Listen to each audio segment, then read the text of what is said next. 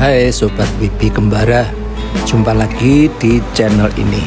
Hari ini saya mengajak kalian ikut perjalanan spesial pada hari Sabtu pagi menjelajah rute Trans Jabodetabek T31 dari halte Senayan Bank Jakarta menuju ke kawasan Tokyo Riverside PIK2. Ini adalah salah satu rute terbaru beroperasi sejak 22 Mei 2025, sekitar 6 bulan lalu, menghubungkan pusat Jakarta dengan kawasan pengembangan modern bertaraf internasional PIK 1 dan PIK 2. Nah, bus T31 tiba pada pukul 8:57. Begitu bus datang, kita langsung naik dan perjalanan pun dimulai. Ternyata ramai juga penumpang yang hendak menuju ke PIK 2. Bus ini berangkat dari terminal Blok M. Bus melaju melewati Jalan Jenderal Sudirman ke arah utara, kemudian di kawasan Jembatan Semanggi belok ke kiri ke arah barat melalui Jalan Jenderal Gatot Subroto. Bus T31 berhenti di halte Gerbang Pemuda, halte Petamburan.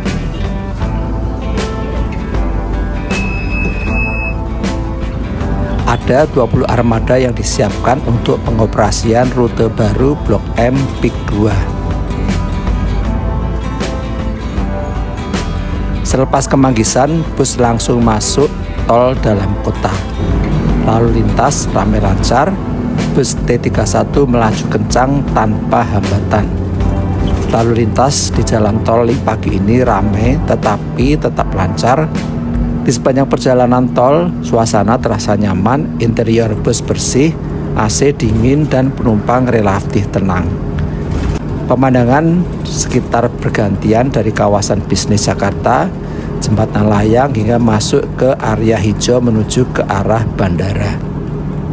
Bus T31 belok ke kiri dan tersambung ke tol Inner Ring Road, Jalan Profesor Dr. Insinyur Sudiatmo menuju ke arah Bandara Soekarno-Hatta.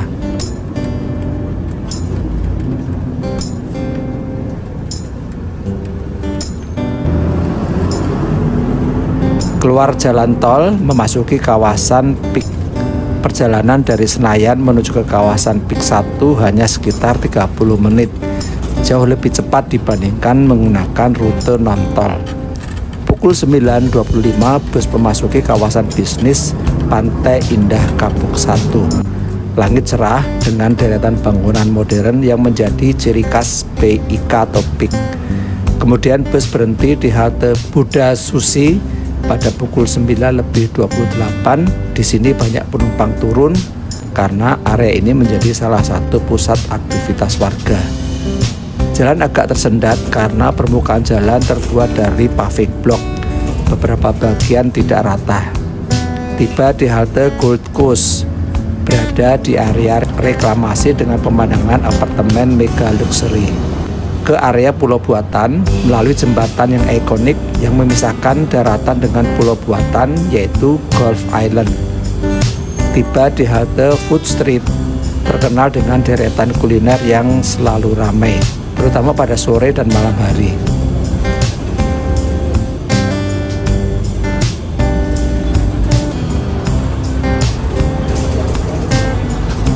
Melalui jembatan yang menghubungkan Pulau Buatan Gulf Island dan Pulau Buatan Ebony Island, kawasan ini semakin berkembang. Progres pengembangannya sangat cepat sekali. Halte Simpang 4, tampak deretan ruko dan pusat bisnis sangat modern. Di masa depan, kawasan ini akan semakin ramai. Melalui jembatan yang menghubungkan Pulau Buatan Ebony Island dengan daratan Tangerang Utara di Provinsi Banten. Perjalanan semakin menarik ketika bus memasuki kawasan PIK 2, sebuah mega township baru yang kini berada di wilayah Tangerang, Provinsi Banten. Maka tidak salah jika bus yang dikelola oleh Transjakarta ini diberi label Trans Jabodetabek karena menghubungkan DKI Jakarta dengan Provinsi Banten di Tangerang Utara. Halte Pantai Pasir Putih. Jika ingin berwisata di kawasan Pantai Pasir Putih, tinggal menyeberang saja. Berada di area reklamasi yang sudah tertata rapi dengan jalan lebar, trotoar bagus, saluran air modern, dan landscape yang sangat bersih. Infrastruktur di sini terasa sangat berbeda dari kawasan urban lama Jakarta. Lebih terencana, lebih teratur, lebih modern. Bus berhenti di halte Tamrin CBD, kawasan komersial baru dengan konsep bisnis distrik. Meskipun banyak tanah yang masih kosong, namun tanah-tanah di sini sudah banyak yang dibeli oleh para pengembang. Halte Springfield, area hunian kelas menengah ke atas yang masih terus berkembang. Tempatnya sih memang masih sepi, tapi beberapa perumahan landed house atau rumah tapak sedang dibangun.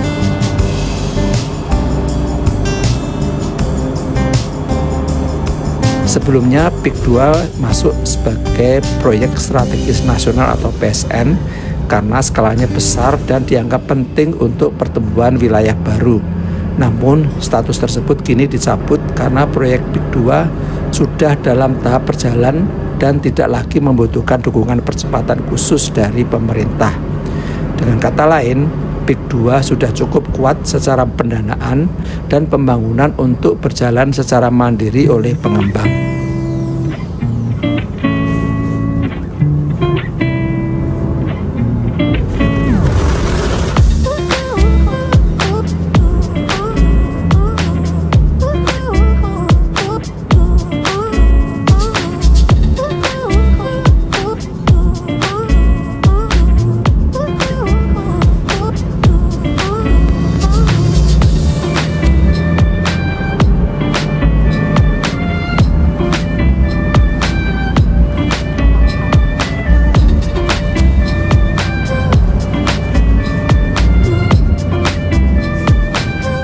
Di sana deretan bangunan apartemen menjulang tinggi. Bangunan apartemen tersebut sangat menarik perhatian. Pukul 9:53 akhirnya saya turun di halte Tokyo Riverside. Ongkos Rp3.500 sudah sampai di kawasan ini. Total waktu perjalanan dari Senayan Bank Jakarta hingga ke Tokyo Riverside adalah 56 menit perjalanan, dengan jarak sekitar 32 hingga 35 km melalui jalur tol dan kawasan PIK 1, PIK 2. Inilah kawasan PIK 2 apartemen Tokyo Riverside.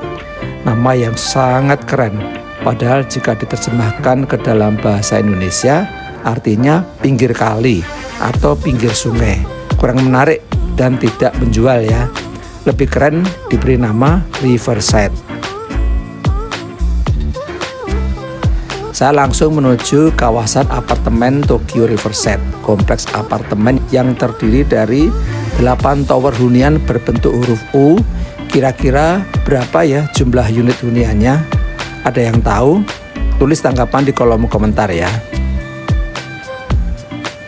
Saya masuk ke pusat perbelanjaan di kawasan Tokyo Riverside. Sekarang ini pukul 10:15, masih pagi. Banyak warga yang memulai aktivitas di hari Sabtu pagi ini. Di lantai dasar, hampir semua tenan didominasi oleh outlet F&B, mulai dari kopi, dessert, restoran Jepang, hingga street food modern. Sangat menarik, tetapi pembelinya masih sepi. Mungkin pada saat jam makan siang mulai ramai. Ada banyak pilihan makanan dan minuman. Selain penghuni apartemen Tokyo Riverside, tenan di sini juga mengandalkan pengunjung dari luar atau wisatawan lokal yang penasaran dengan kawasan Tokyo Riverside, termasuk saya ini. Keren sih.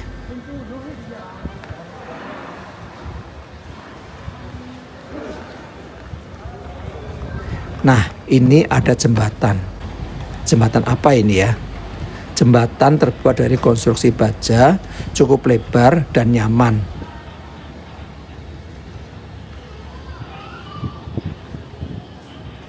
Sepertinya jembatan ini menuju ke area di depan sana, atau mungkin area parkir, saya nggak tahu.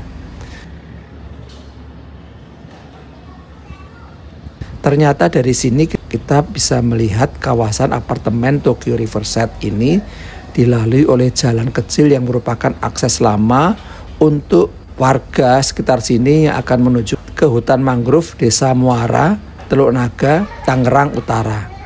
Jadi kawasan PIK 2 terpotong dengan jalan pipa ini yang tentu saja tidak mungkin untuk dikuasai karena di Desa Muara banyak sekali penduduk asli yang sudah lama menetap di kawasan ini.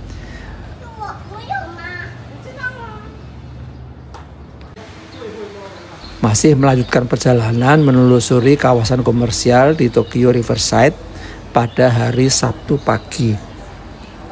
Hampir semua outlet F&B sudah buka semuanya, meskipun pembelinya belum begitu banyak.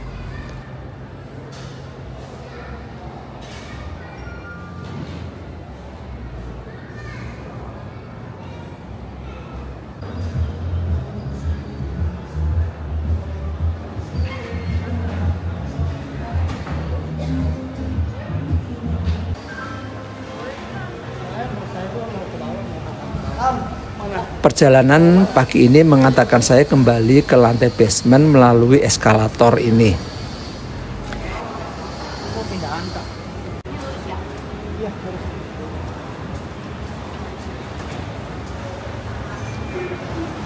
Ini dia lantai basementnya.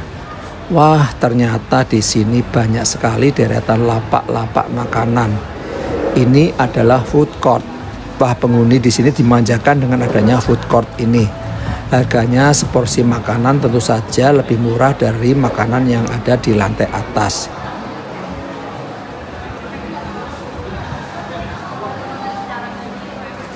Ini dia Tokyo Pasar Modern. Tentu saja lebih bersih. Yang menjual sayuran dan buah-buahan tidak terlalu banyak, tetapi cukup memadai untuk memenuhi kebutuhan penghuni apartemen Tokyo Riverside. Kalau saya tilik harganya sih memang agak lebih mahal 10 hingga 15% daripada harga yang ada di Jakarta. Pasar ini unik karena menggabungkan konsep pasar tradisional dengan desain modern, bersih, dan tertata. Ada sayur, buah, ada ikan segar, daging segar, hingga kebutuhan sehari-hari. Semua ditata ala pasar modern Jepang. Juga ada yang jual jajanan pasar, roti-rotian, camilan, dan lain-lain.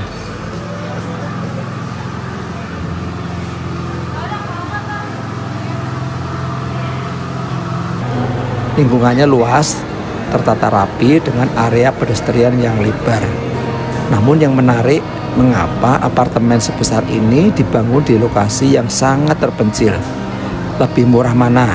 Unit apartemen atau landed house atau rumah tapak? Kalau menurut saya sih lebih murah beli apartemen di sini, tetapi semua itu soal selera sih. Ada yang suka tinggal di apartemen dengan alasan lebih praktis, lebih privacy, serta banyak fasilitas yang tinggal jalan kaki saja.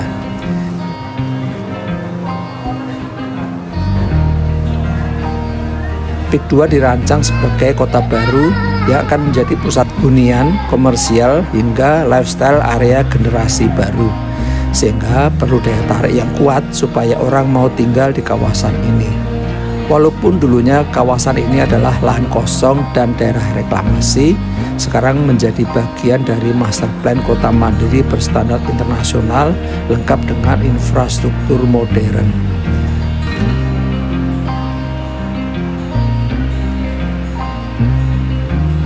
Oh ya, untuk transportasi selain bus Trans Jabodetabek T31, kawasan PIK juga dilayani oleh Transjakarta Non-BRT Koridor 1A, rute Balai Kota Pantai Maju PIK 1. Bedanya, rute 1A tidak melalui jalan tol dan lebih melayani kawasan PIK lama. Sementara T31 adalah jalur premium karena menempuh rute langsung via tol dari Jakarta Selatan menuju ke PIK 1 dan PIK 2 di kawasan Jakarta Utara dan Tangerang Utara. Perjalanan hari ini memberikan gambaran bagaimana kawasan baru seperti PIK 2 berkembang sangat pesat menjadi kota modern dengan fasilitas lengkap dan infrastruktur kelas dunia. dari pusat Jakarta hingga Tokyo Riverside hanya 56 menit. Benar-benar efisien. Terima kasih sudah mengikuti perjalanan ini. Jangan lupa like, share, dan subscribe kalau suka dengan liputan seperti ini. Sampai jumpa di perjalanan berikutnya.